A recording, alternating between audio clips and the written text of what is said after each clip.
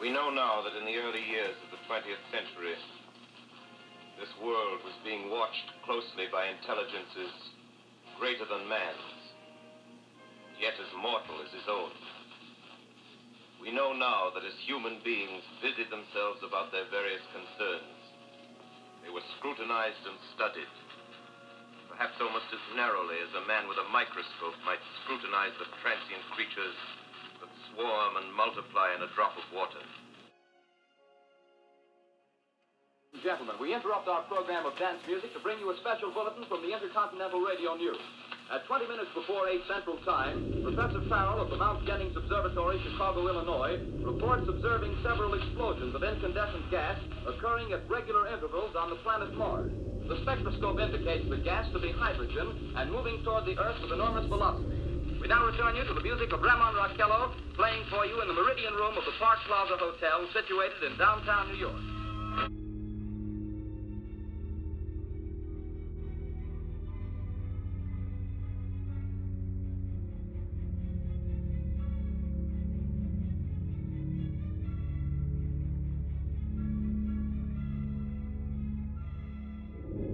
Do, yeah. Suits with collars on, brush parting hair, something like that? You may not wear suits.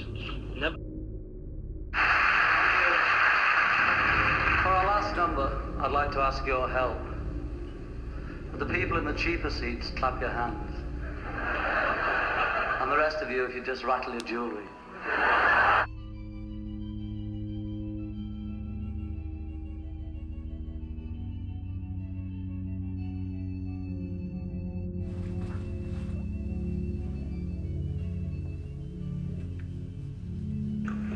Ladies and gentlemen, the very word secrecy is repugnant in a free and open society.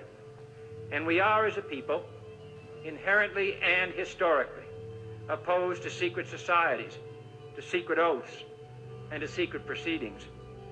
We decided long ago that the dangers of excessive and unwarranted concealment of pertinent facts far outweighed the dangers which are cited to justify it. Even today, there is little value in opposing the threat of a closed society by imitating its arbitrary restrictions. Even today, there is little value in ensuring the survival of our nation.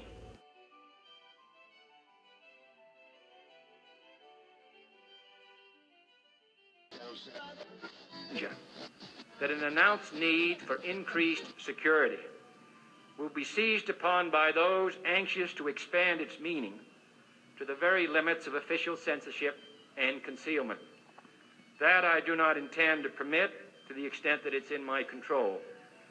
And no official of my administration, whether his rank is high or low, civilian or military, should interpret my words here tonight as an excuse to censor the news, to stifle dissent, to cover up our mistakes, or to withhold from the press and the public the facts they deserve to know.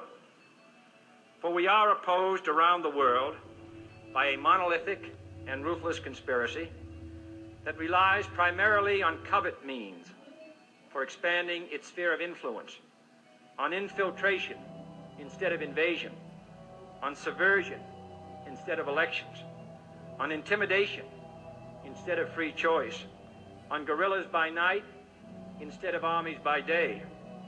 It is a system which has conscripted vast human and material resources into the building of a tightly knit, highly efficient machine that combines military, diplomatic, intelligence, economic, scientific, and political operations.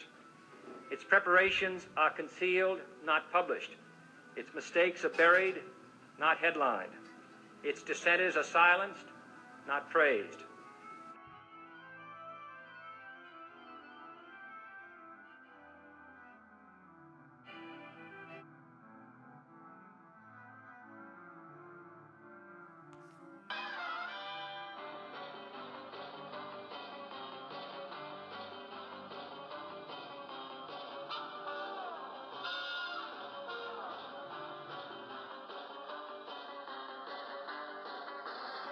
You